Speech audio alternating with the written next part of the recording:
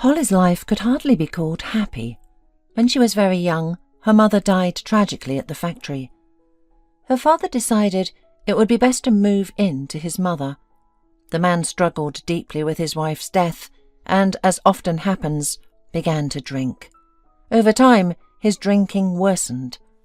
Now, arguments erupted between her grandmother and father due to his drinking. One winter day, Holly returned from school to find her father frozen in a snowdrift. The girl had just turned 13. Thus, she became an orphan and was left in her grandmother's care.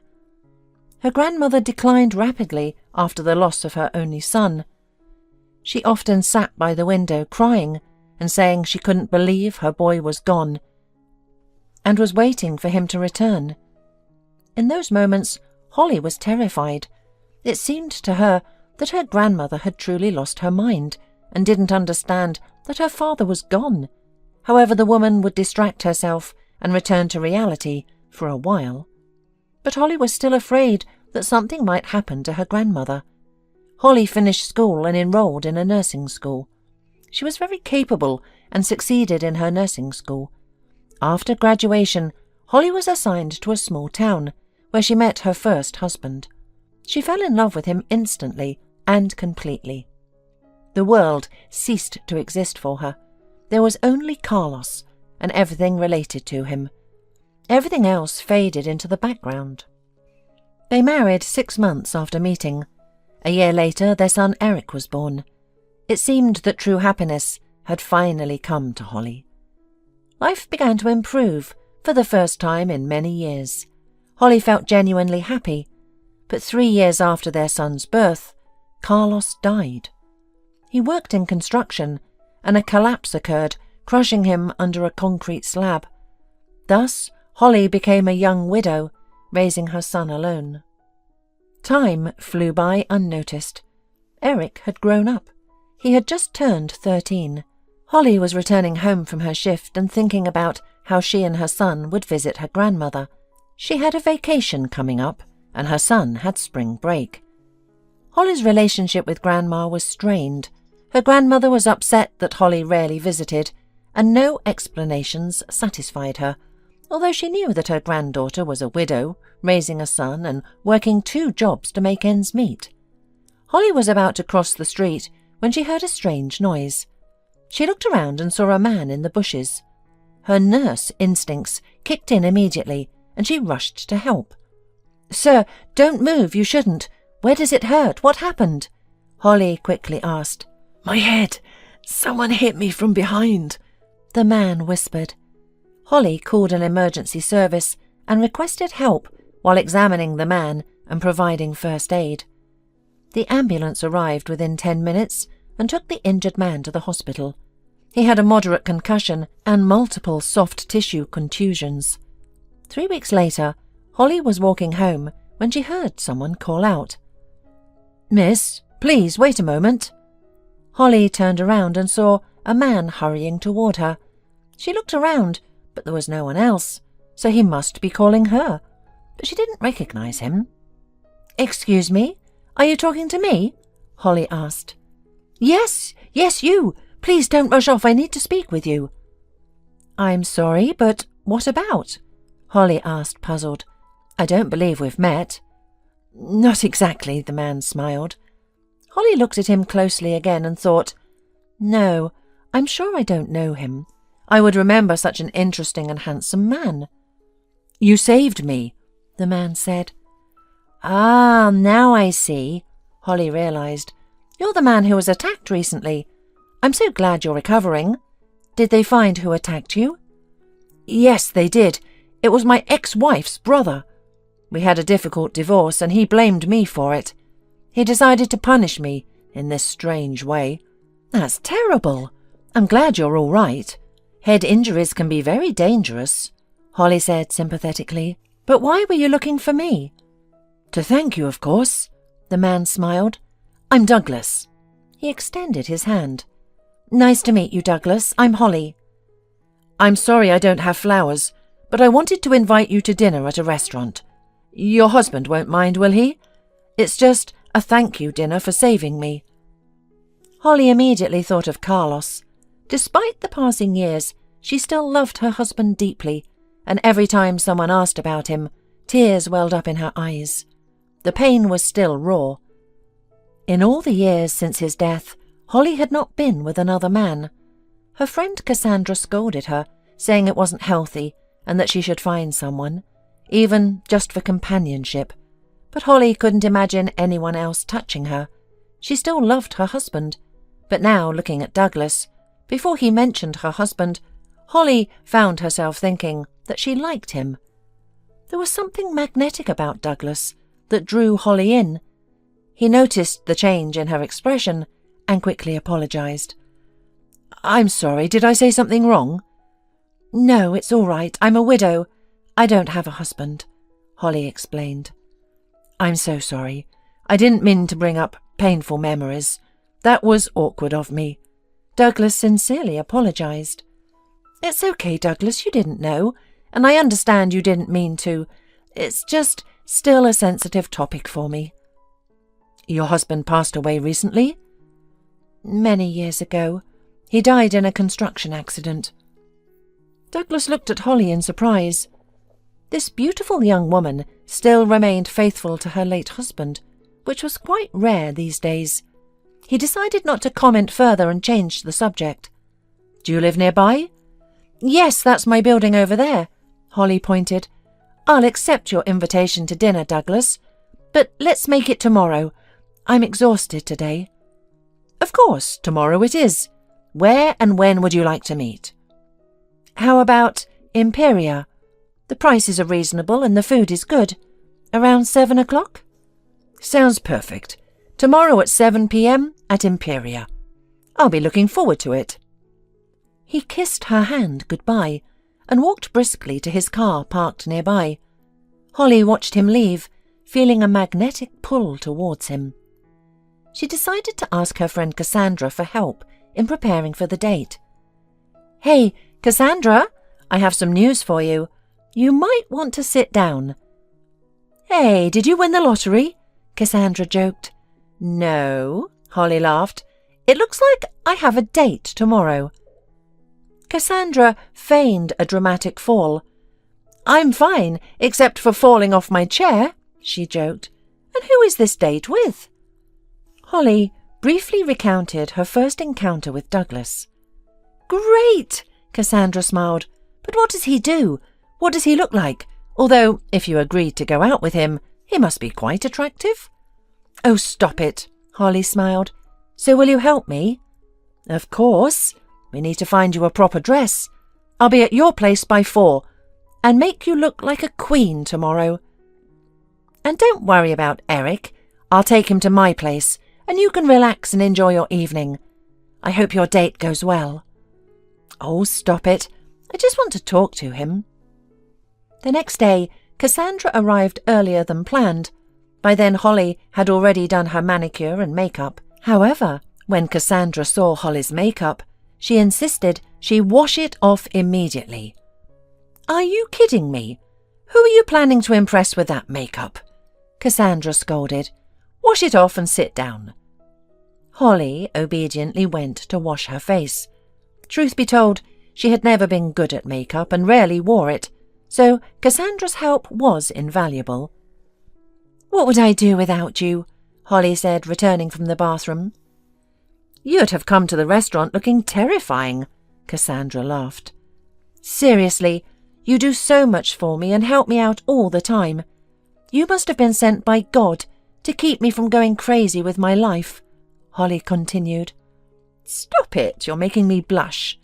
Everything will be all right for you, I promise," Cassandra reassured her, though she knew Holly's life had indeed been difficult.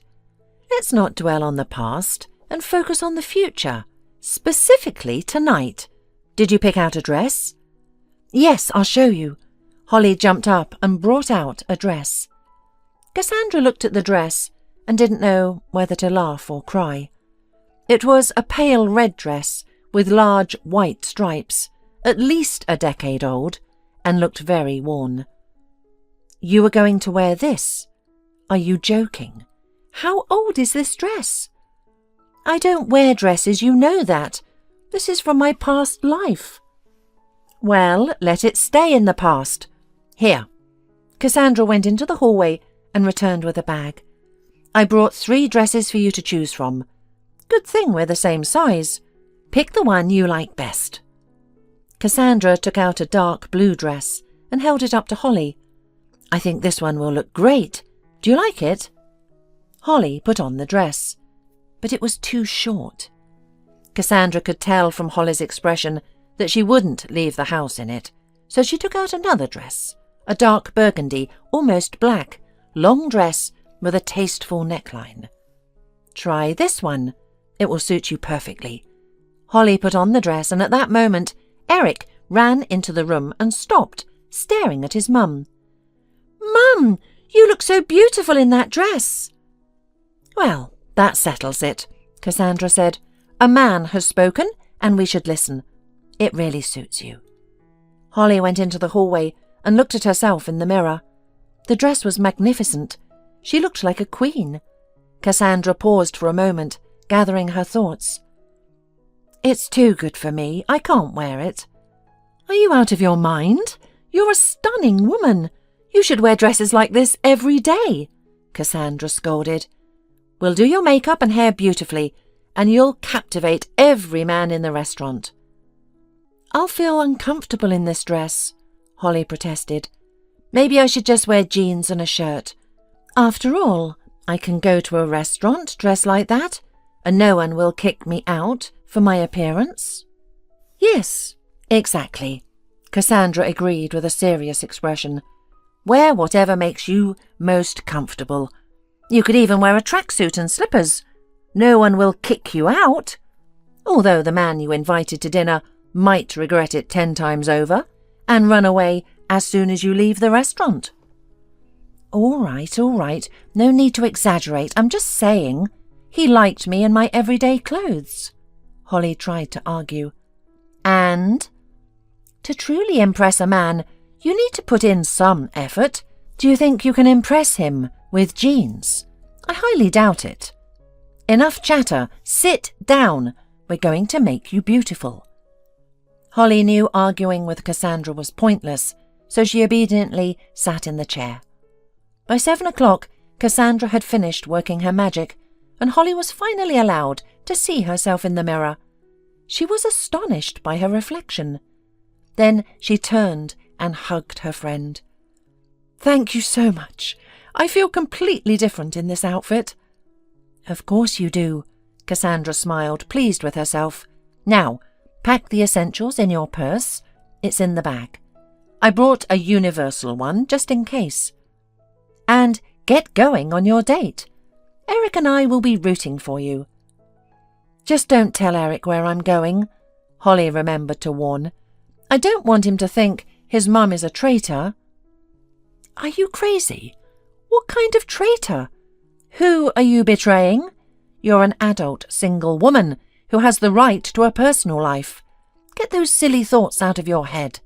Besides, your son is very mature for his age. He's asked me more than once why his mum lives alone. And I told him the truth, that it's hard to find someone as good as his dad." "Thank you," Holly said, nearly in tears. The drive to the restaurant only took 10 minutes. Holly gazed out the window, trying to imagine what she would say during dinner. How would she behave? How would Douglas react to her? But she couldn't picture it clearly because she was nervous and hadn't been on a date in a long time. The taxi arrived at the restaurant at 2 minutes to 7. Holly hated being late, so she sighed in relief as she checked the time and was glad she arrived on time. Douglas was waiting for her at the entrance. Holly spotted him as they pulled up. He, however, didn't notice her, even as she stepped out of the car. He must have thought she would walk. "Are you waiting for me?" Holly asked, approaching her date. Douglas turned around and was speechless. He opened his mouth but couldn't say a word. He was stunned by her appearance. "Is everything all right? Or should I use my professional skills and provide first aid?" Holly smiled. "No, I'm fine," Douglas finally managed to say. "Shall we go inside?" Holly suggested. "Yes, of course," Douglas agreed, still admiring her from every angle. He clearly hadn't expected such a striking entrance. As they sat down at the table, Douglas helped Holly with her chair and quickly took his own seat across from her. Holly smiled at his bewilderment and disorientation. She had planned to make an impression, but she hadn't expected such a reaction, and she liked it. Once he regained his composure, Douglas showered Holly with compliments. She listened, blushing with embarrassment. It had been a long time since anyone had said such nice things to her. It wasn't that there hadn't been men trying to win her heart over the years, but she hadn't responded to them. Now, however, she enjoyed listening to the compliments and the company of this interesting and impressive man. Over dinner, they talked a lot about their pasts. Holly told him about Eric, and Douglas confessed that he loved children, but his ex-wife couldn't have them, which was one of the reasons for their divorce. "That must be hard for a woman when she can't have children," Holly sympathized. "Unfortunately, my ex-wife didn't really want them. She preferred to live for herself and her own pleasure. Sometimes that's just how it is," Douglas said. "Let's change the subject," Holly suggested. "Tell me, what do you do for work?" "I'm a business analyst. I work in the consulting department." "And you work in medicine, right? For how long?" "I'm a nurse. You don't have any relatives?" Douglas asked. "No, I only have my grandmother. But she lives far away in the countryside and is quite elderly. I wanted to bring her to live with us in the city, but she refused. She's a village person, and my husband was an orphan. He had no one." "I'm sorry to hear that." "Well, I've grown used to this situation. The most important thing is that I have my son." They talked and laughed for a long time, recalling funny incidents from their childhood and school days. Holly was surprised at how easily she could communicate with this almost stranger, having only seen him 3 times in her life. After the restaurant, Douglas suggested a walk, but Holly was too tired. "Douglas, I'm sorry, but I don't have the energy for a walk," she admitted. "How about we take a taxi and drive around the city?" Douglas suggested. "That sounds wonderful. I love the city lights at night." Douglas called a taxi, and they drove through the city centre. The streets were quiet, allowing them to enjoy the nighttime beauty. Then they finally arrived at Holly's apartment. Douglas was sitting close to her, his cologne making her slightly dizzy. "If I invite him in, he might think I'm easy, but I really want him to stay," Holly thought, trying to find a reason to prolong the evening. "Would you like to come in for coffee?" she asked finally. Douglas turned and looked at Holly. He was a grown man and perfectly understood exactly what it was about. "I'd love to," he agreed, paying the taxi driver. They went upstairs, and coffee was the last thing on their minds. A few months later, Douglas proposed, and Holly accepted. He had won over Eric, charmed Cassandra, and even impressed her granny during a visit. To Holly's surprise, her grandmother, usually strict and critical of men, approved of Douglas. Holly was overjoyed. She couldn't believe her life had taken such a wonderful turn. Douglas helped around the house, cooked, and spent every weekend with his family. He played with Eric, took him to the park, and drove him to his activities. He treated Holly with immense care, and she blossomed under his attention.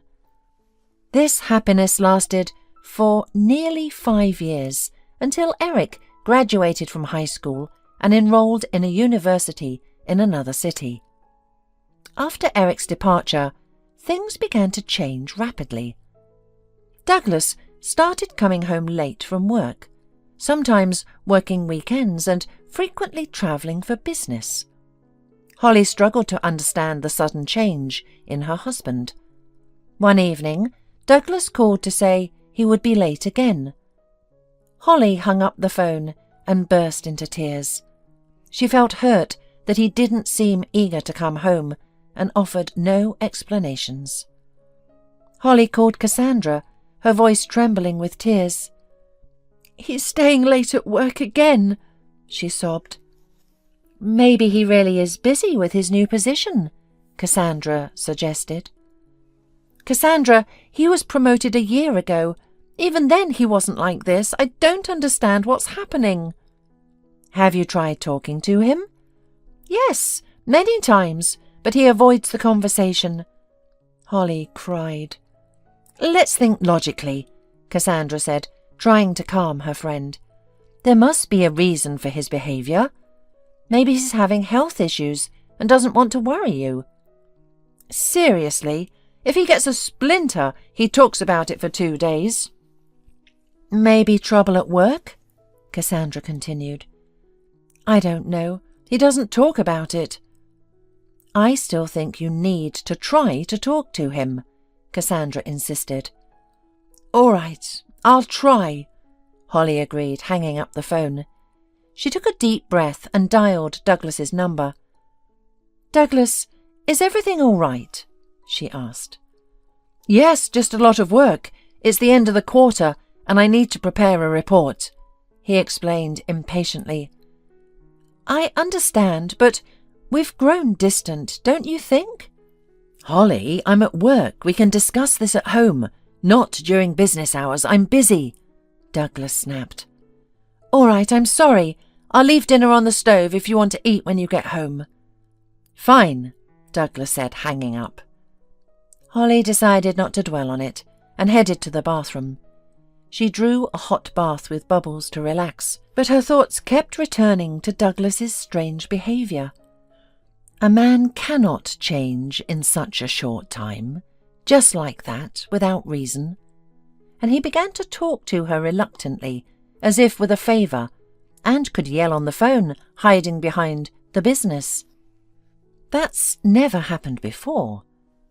Holly almost fell asleep in the bathroom. Scared that she might drown, she quickly got out of the bath, wiped herself down, put on her pyjamas and went to bed. Around 6 in the morning, Holly was awakened by a phone call. She answered, her voice still groggy with sleep. "Is this Holly Arcos?" an unfamiliar voice asked. "I regret to inform you that your grandmother has passed away suddenly." Holly burst into tears. She couldn't believe that her beloved grandmother, her only remaining family, besides Eric, was gone. "I'll be there as soon as possible," she managed to say. Hanging up, Holly stared at the ceiling, trying to process the news. Her grandmother was 86 years old, and although her death was not entirely unexpected due to her age, it was still a shock. Holly remembered how her grandmother would refuse various treats so that Holly could have more, how they would go to the forest together to pick mushrooms and berries, and how her grandmother would bake the most delicious pies, while her health still allowed it. Yes, she had a difficult personality, but she loved her granddaughter as much as her tough and sometimes harmful nature permitted, and Holly was very grateful to her for not giving her up to an orphanage, for not abandoning her, but for raising her to be a good person. This was indeed a great achievement of her grandmother. The young woman dialed her husband's number, but there was no answer. "Fine, I'll manage without help. I'll do it myself." She called Eric. Holly knew it was very early, and her son was probably still asleep, but he needed to know what had happened and had to go with her to arrange the funeral. Eric answered with a sleepy voice. "Yes, Mum, what's wrong? Why so early?" "Son, Grandma has passed away." "She died? Oh, no," Eric said, now more awake. "I'll take a shower and head over to you." "No, go straight to the village. I'll get ready and head out too." Holly was glad she had raised her son so well, sensitive, caring, understanding, with the right outlook on life and relationships. She had never been ashamed of her son. She tried calling Douglas again, but his phone was still off. So Holly left a voicemail. He'll listen to it when he turns his phone on, she thought, and went to pack for the trip. Douglas called back closer to noon. "Holly, I'm sorry I fell asleep on the office couch. I didn't have the energy to go home." "Yes, I understand. I'm almost at the village now. I don't have time to discuss our issues. I'll be on my way soon, too." "All right," Holly said and hung up. After the funeral, the whole family returned to the city. "What are you going to do with that dump?" Douglas asked. "It's not a dump," Holly protested. "It's still a house, and it's the house of my childhood. I don't know what I'll do with it. Maybe I'll board up the windows, or maybe I'll rent it out to someone who needs a place to live." "Who would want to live there? It needs a major renovation." "Then we'll do the renovation and rent it out." "I'm not putting my money into that." "It's not just your money. I make good money too. Maybe we'll move there together when we're old." "No, I won't go there. I'm a city person. I can't live in the countryside." "Either way, I'm keeping it. I'm not selling it." "It's your choice," Douglas agreed calmly and left the kitchen, muttering, "As if anyone would buy that dump, even if they wanted to." Holly struggled with her grandmother's death, and there was little support. Her son was always busy with his studies, and her husband didn't seem to care about what she was going through. Only her best friend Cassandra could listen and sympathize, but Holly didn't want to burden her with complaints and problems. 2 months passed. One day, Holly returned from her shift and heard her husband talking to someone. Entering the kitchen, she saw a young woman sitting at the table. Douglas was standing by the stove making coffee. "Good morning. What's going on here?" Holly asked. The question was entirely appropriate, as Douglas was standing in the middle of the kitchen in just his shorts, and the young woman was sitting by the window in his shirt. "Oh, hi. You're back already?" Douglas asked casually. "Yes, I am, and apparently not at the best time," Holly noted. "Why not the best time? It's the perfect time. Meet Barbara. She's my beloved," Douglas replied calmly. "And who am I then?" Holly asked, genuinely surprised. "You're my wife, and soon an ex-wife." He looked at Barbara, smiled, and turned back to Holly. "You see, Barbara is pregnant. I'm going to be a father for the first time in my life. I can't abandon the woman who is going to make me truly happy." "Congratulations. Pack your things and leave." "No, we're not going anywhere. You see, we have nowhere to live, and I like this apartment. I've put not just my money but my soul into it. So pack your things, dear, and go to your dump in the village," Douglas said, laughing. "Aren't you bothered that he's married?" Holly asked Barbara. "No, it doesn't bother me. Besides, that status is temporary." Barbara laughed. "You can't kick me out of our apartment," Holly said firmly. "I'm asking you nicely to leave. We can't all live together in one apartment. That would be weird. And we have nowhere to go, unlike you. So it is what it is." Holly looked at Douglas in disbelief. It felt as though an entirely different person stood before her, not the man who had courted her, befriended her son, and helped around the house, but a total stranger. She couldn't understand how someone could change so drastically in such a short time. What had influenced him so profoundly? Or who? This woman? Perhaps. But he couldn't just kick his wife out of her own apartment. "Holly, let's not make a scene, okay? I really don't want to argue right now. Besides, my Barbara is pregnant. She shouldn't be stressed." "You're a medic. You understand this perfectly." Suddenly an idea struck Holly. Maybe she should just leave for the village. Let Douglas live as he pleases. Why cling to someone who doesn't even respect her? If he respected her, even if he didn't love her, he would never have brought his mistress here. So what's the point of staying with him? She turned around and silently left the kitchen. She gathered her essentials and left the apartment, slamming the door behind her. Arriving in the village, Holly immediately began cleaning. She always cleaned when she needed to think deeply. Strangely, she didn't cry. She wasn't overly upset or thinking about her husband's betrayal. It felt as though she didn't care. But she did. She had married Douglas because, for the first time since Carlos's death, she felt something for another man, and now she was hurt. But this time by betrayal. "Hello? Is anyone home?" Holly heard a voice from outside. She stepped onto the porch and saw a man in his 40s leaning on her gate. "Can I help you?" Holly asked. "Oh, I'm so glad to see you. I've already checked 6 houses and no one answered. I thought this street was deserted." "Well, the village isn't very lively. Not just our street. What do you need? Are you looking for someone?"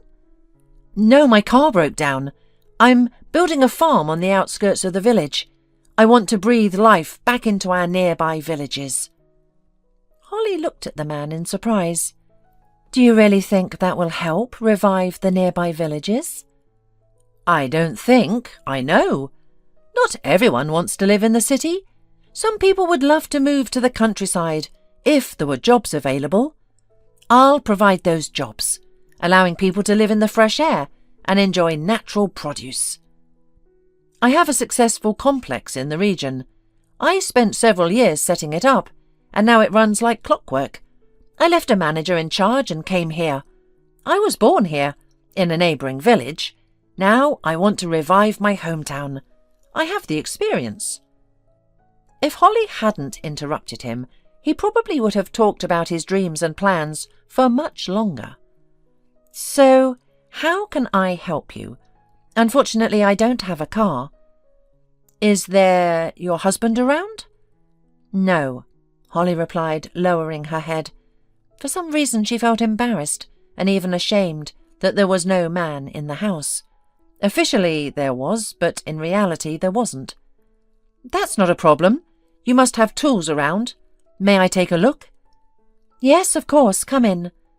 Holly led the guest to the shed where her grandmother kept various tools. The man searched for a while, but apparently didn't find what he needed. "Didn't you find what you were looking for?" Holly asked. "Unfortunately, no," the stranger replied and turned to leave. At that moment, he hit his head on a hook hanging near the door. Blood immediately started flowing from the wound. Holly rushed to the man to assess the injury. "Don't touch the wound with dirty hands," she commanded. "Come inside, I'll clean it up." "It's just a scratch, no need." The man tried to refuse, but seeing Holly's stern look, he realized it was better to comply. "Wounds from rusty metal must be treated to prevent infection and complications." "Understood," the man agreed, and followed the hostess inside. Holly cleaned the wound and applied a small bandage. "Are you a doctor?" the man asked. "I'm a nurse. Well, I was." Holly paused for a moment and added, "A week ago." "Why in the past? Did you quit? Don't you like your job?" "I love my job and helping people, but circumstances led me to leave. But it had nothing to do with the job." "That's great!" the guest exclaimed for some reason. "What's great? That somebody lost their beloved job?" "No, that this village will have its own nurse. I'll build a medical office, and you can help people, provide first aid, and treat minor ailments that don't require hospitalization." "There's no need to build anything. The village used to have its own doctor. The clinic is there, just abandoned." "Even better! We'll renovate it, and you can see patients there." "And who will pay my salary?" Holly smiled. I love helping people, but I can't live without money." "I'll pay your salary," the man said, and mentioned the proposed amount. Holly was so surprised that she sat down on a chair. "Is that per month?" "Of course. Is it not enough? I'll increase it once the farm is fully operational." "No, that's a good salary. I agree." "Great, it's settled. We'll start in September. Oh, by the way, what's your name?" the man suddenly remembered. "I'm Holly. And you?" "Nice to meet you, Holly. I'm Henry." The future farmer smiled and extended his hand. Holly smiled and shook his hand. They exchanged phone numbers and chatted a bit more before Henry left to continue his search for men in the village. Holly stood by the gate, gazing into the distance, marvelling at her luck. She understood that she could return to the city, but at that moment she yearned to live in this house, breathe the fresh air, and immerse herself in the unique energy and familiar scent of her childhood home. Returning inside, Holly was determined to finish cleaning. She entered the far room to roll up the carpet and beat the dust out of it, when she noticed a displaced floorboard. "I am not going to repair the floor any time soon," Holly lamented. She knelt down and tried to fix the floorboard, but it wouldn't budge. Deciding to lift it and put it back in place, she discovered a neatly wrapped package underneath. Holly retrieved the package and tried to figure out what it was. It was huge, and as she began to unwrap it, she felt a surge of excitement mixed with fear.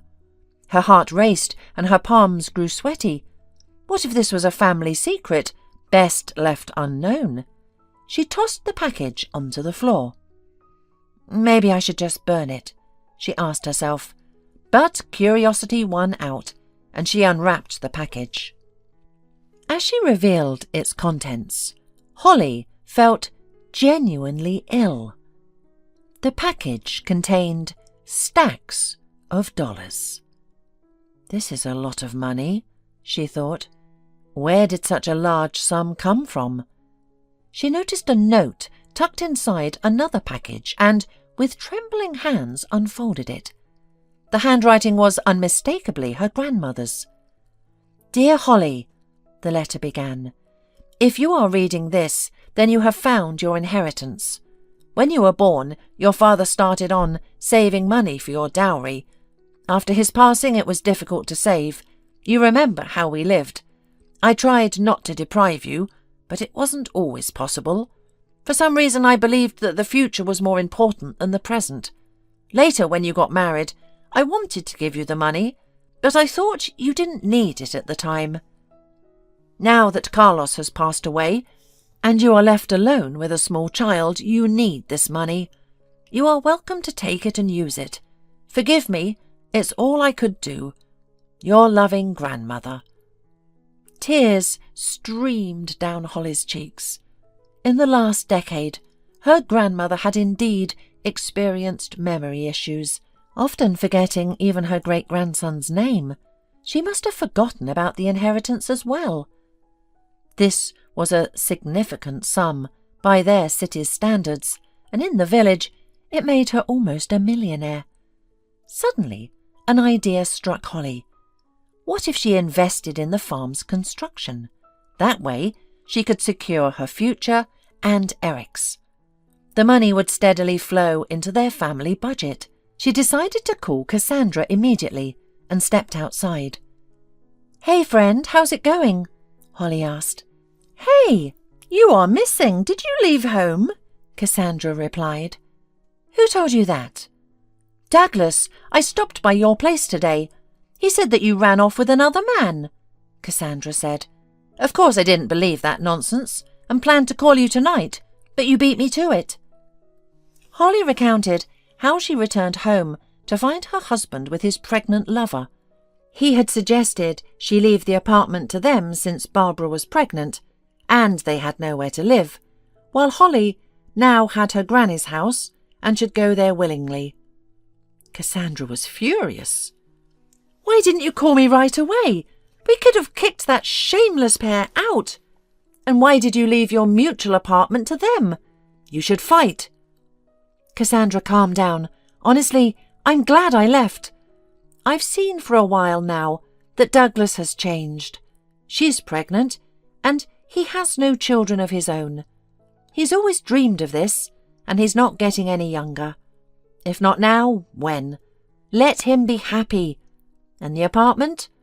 We'll certainly settle all this at our divorce. So, you're planning to live in the village from now on? There's no work or decent conditions there, Cassandra said, surprised. Cassandra, your views on village life are outdated.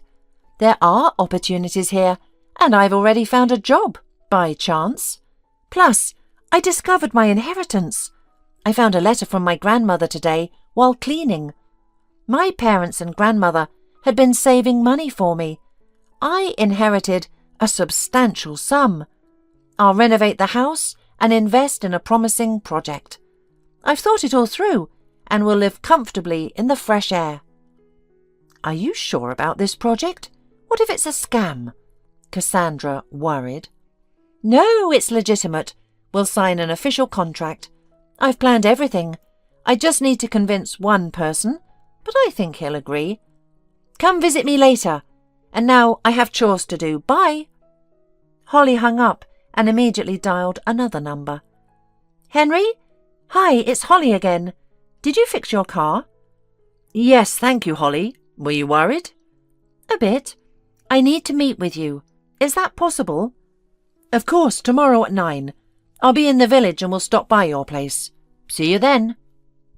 The next day, Henry arrived as promised. Holly had baked a pie and brewed tea. She invited her future partner inside. You wanted to see me?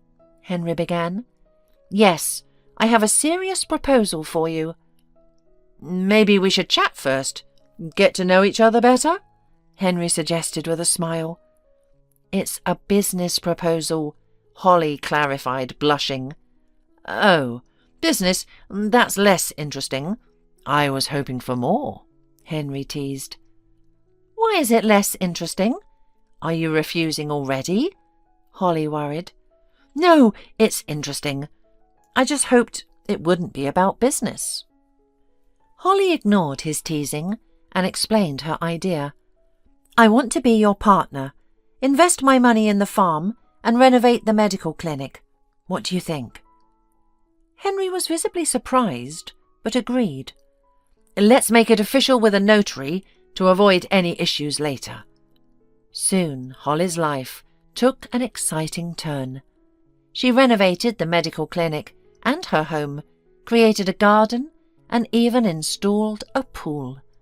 News of the village's new medical centre spread quickly, and people came to Holly for help. Over the year, Holly and Henry grew closer. Holly realised she missed him when he wasn't around. She saw that he was not indifferent to her, but he was in no hurry to give signs of attention. One day, Holly couldn't stand it and invited him to dinner, and Henry decided not to miss such an opportunity. He arrived with flowers and a ring. I won't beat around the bush. Will you marry me? He asked. Holly was stunned. Me? Marry you? She teased. Yes, you. Will you? I think... Yes, I will. Henry kissed her gently, and Holly embraced him tightly. 2 months later, they were married. A year after that, Holly gave birth to a daughter. Holly finally felt truly happy with a loving partner and a growing family.